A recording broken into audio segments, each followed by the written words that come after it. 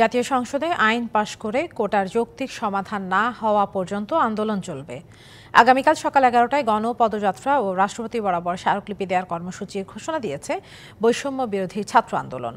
বিকেলে ঢাকা বিশ্ববিদ্যালয়ের কেন্দ্রীয় গ্রন্থাগারের সামনে আয়োজিত সংবাদ সম্মেলনে এসব কথা বলেন তারা। আন্দোলনে কোনোভাবে উস্কানি দেওয়া হলে তার ফলাফল ভালো হবে না বলে হুঁশিয়ারি দিয়েছেন শিক্ষার্থীরা। সংগঠনটির সমন্বয়ক নাহিদুল ইসলাম অভিযোগ করেন, সরকার দলীয় ছাত্র সংগঠন দিয়ে আন্দোলনকারীদের দমানোর চেষ্টা করা হচ্ছে। দাবি আদায় না হওয়া পর্যন্ত তারা ক্লাসে ফিরবেন না বলে ঘোষণা দেওয়া হয়।